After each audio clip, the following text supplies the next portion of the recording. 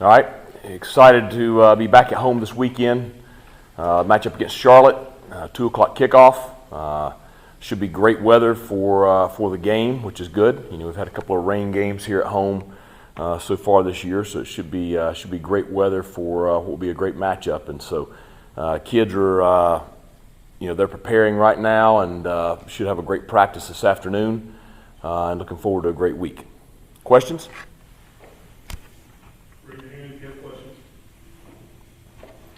Coach, we saw Mason Garcia, seemingly make some improvements last game. What do you think of his performance and, things to build off of there?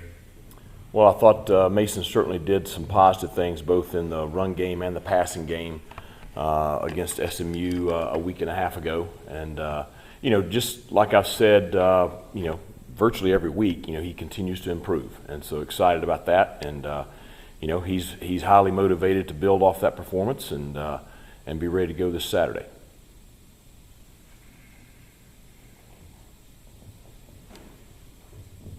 Do you think it's helped Mason to just maybe take a step back a little bit and just be in that different role?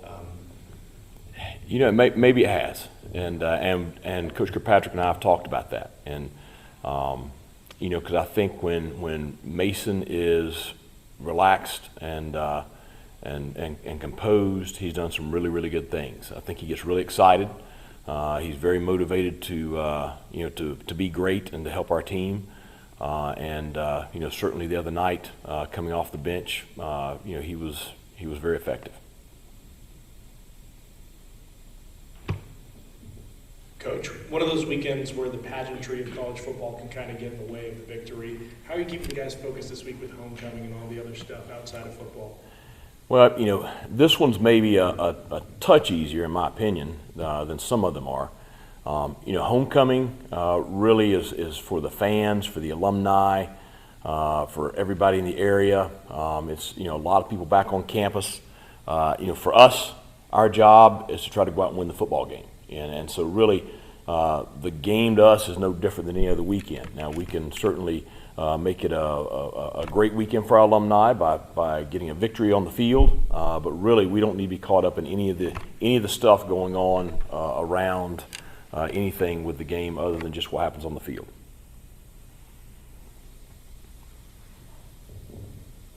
Coach, I know you already moved on to Charlotte. I just wanted to ask about the last game. You've been aggressive going for it, fourth down at times here. You went on fourth down on the Mason play. Just, fourth quarter, you explain your thought process punting on 4th and 2, I think 6-7 minutes ago in that situation. So, I think there is a line between being aggressive and doing what you think is best to help you win. And I think that every situation is different. And that's we spend a lot of time preparing for those situations, and you take a lot of factors into play. And so the one you're referencing is 7 minutes to go, 4th and 2 from the minus 33. So we're fairly deep in our own territory. We have all 3 timeouts, and so the question there is, if you go for it and get it, great. You extend the drive that you're in right now. If you go for it and don't get it, you're putting yourself behind the 8 ball pretty firmly. That deep in territory, you're hoping to limit them to a field goal at that point. So it's a 2-possession game right now. I know the score takes it to be a 3-possession game. With the way we had played defensively for the last several quarters, especially in the second half, really they hadn't moved the ball at all in the second half.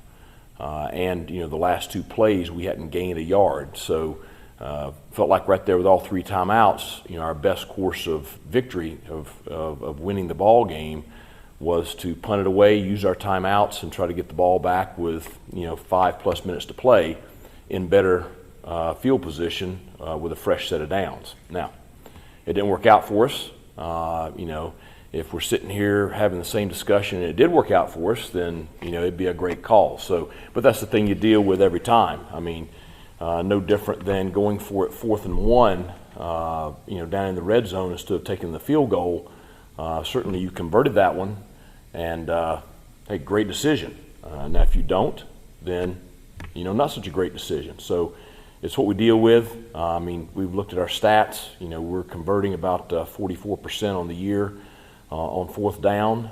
We look at the analytics every week, so I know that it's easy for someone to sit here after the game and evaluate the decision and be very critical of it, but we spend a lot of time each week preparing for those situations, both analytically and in practice. So there's a lot that goes into that decision.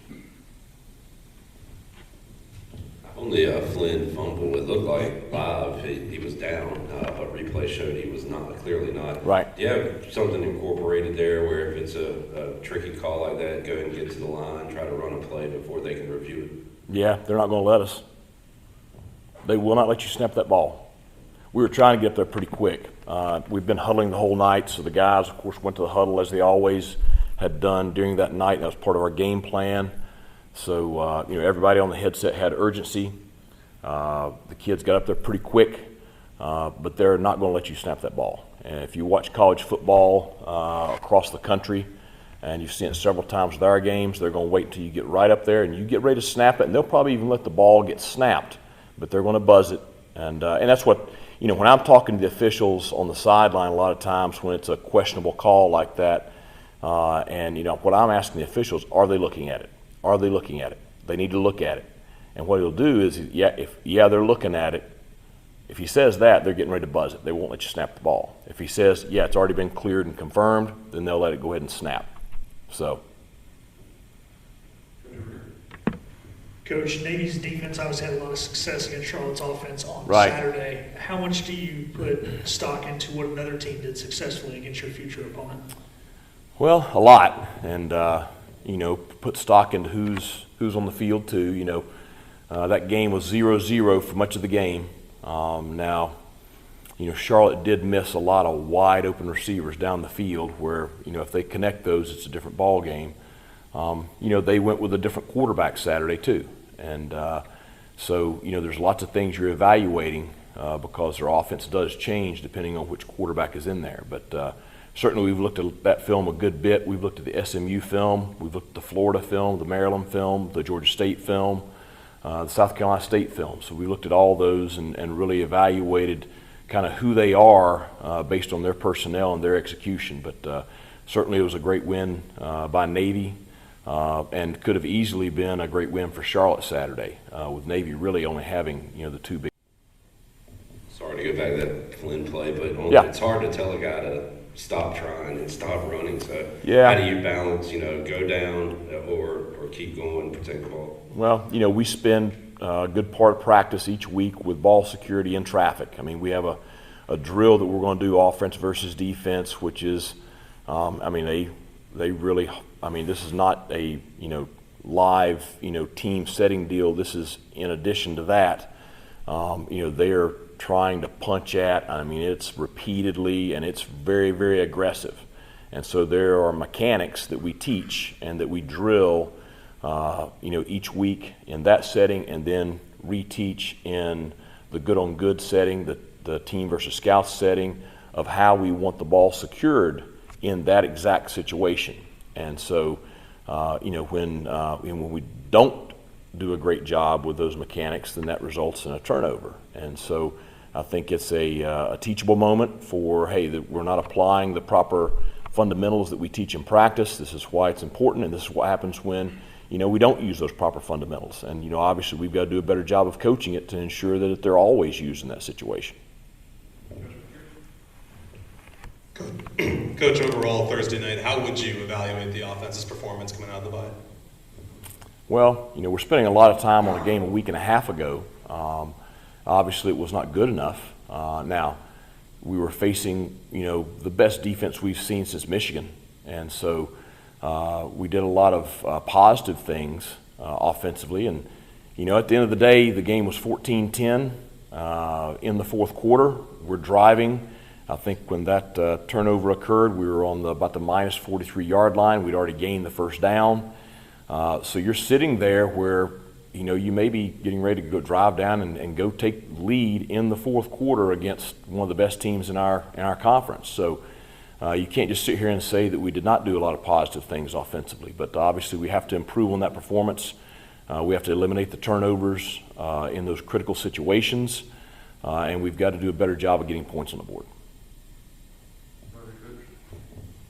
After getting a chance to watch the film, how excited are you about some of the young cornerbacks you guys have, just the way they, responded after being tested like that?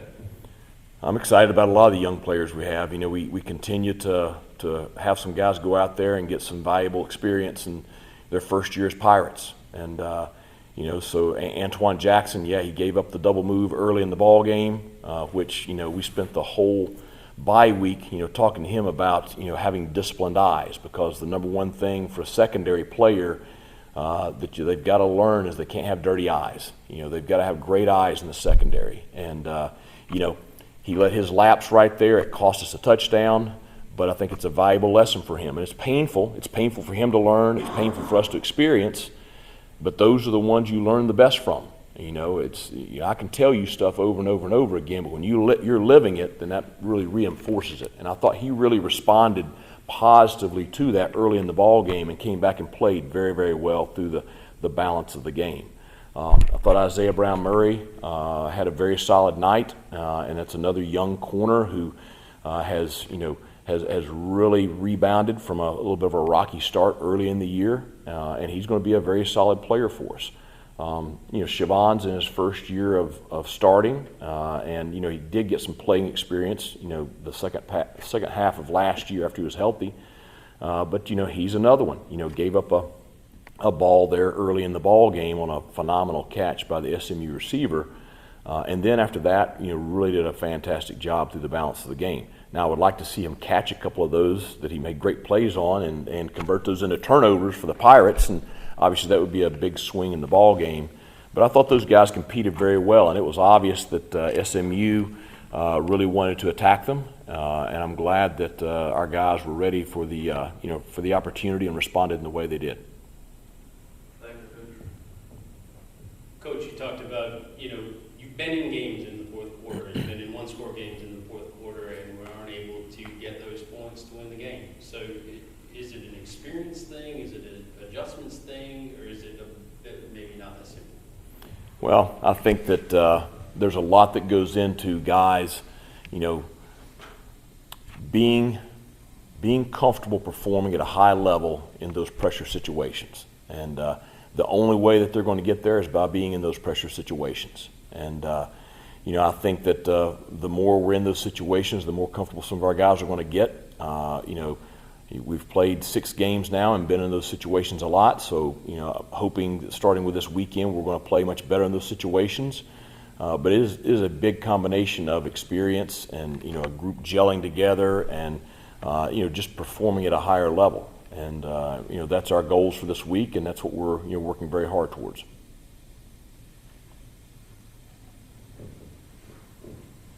Coach, it seems like Coach Pogge over at Charlotte, one of the more colorful characters, you could say, in college football. I'm just wondering if you've had any crossover with him or any history with him and his staff in the past. So we got a chance, Coach and I got a chance this summer to spend some time together and at the conference meetings, and really enjoyed my interactions with him. Obviously, he has been, incredibly successful, over the span of his life, and before football, in the business area, and then just moving over in a kind of a second career, in high school and college football. And obviously you're not as successful as he has been unless you're a pretty sharp guy and really have a great understanding of how to work with people and manage people. So I think he's done a great job putting that roster together. Obviously he overhauled the roster significantly. I mean, there's, 50, 60 new guys on that roster, and they come from a lot of different places. He brought a lot of his guys that had played for him at St. Francis, and he's put together a very talented group. And I know that they've been close in a lot of games with a very tough schedule, and so he's working hard to get things going there. But I think he's great for that program and that university, and looking forward to seeing him again this Saturday. Coach, we saw Jay go down on the kickoff. Can you update us on his stats? And also, you guys use prominent players on special teams. Y'all highly value it. So just kind of your philosophy there. Does anything like that change your philosophy, or you guys are going to stick to what you do? Well, I think number one, Javius, the injury was not significant. He's day-to-day right now, so hoping to get him back pretty quick. You know, if I knew I was going to get in a car wreck when I pulled out tonight, you know, I'd maybe second guess getting in my car. You know, there was an accident right out there at the entrance last evening when I was leaving. Somebody was pulling out and they got T-boned. So, you know, hindsight always, you know, causes you, well, gosh, we hadn't done that. But, you know, me, Coach Saban, Coach Smart, coaches all across the country, you know, you're going to put your best players on the field in situations for them to be impactful. And you see it all across college football and with us too, that we're going to play our best players that give us a chance to be impactful. We do look at snap counts a lot with, you know, all of our guys and you know, who's getting snaps where. Obviously, Javius being a freshman, his first snaps really were coming on special teams, and he's been highly impactful all year on special teams. You know, he's been a significant guy on kickoff return with his abilities there, and he's actually our leading tackler on our kickoff team. And you know, I've joked around, he would be a really good DB for us. He was a very good tackler in high school, very good DB in high school. So, you know, you hate to ever have a guy get dinged up, but that is part of our sport, and we always have to be prepared for it. But you're always going to do what is best to give yourself a chance to be highly impactful. And I think he has been highly impactful, probably more so on special teams than he has been anywhere else, although he was starting to show some things on offense, and we look forward to getting him back in both areas here soon.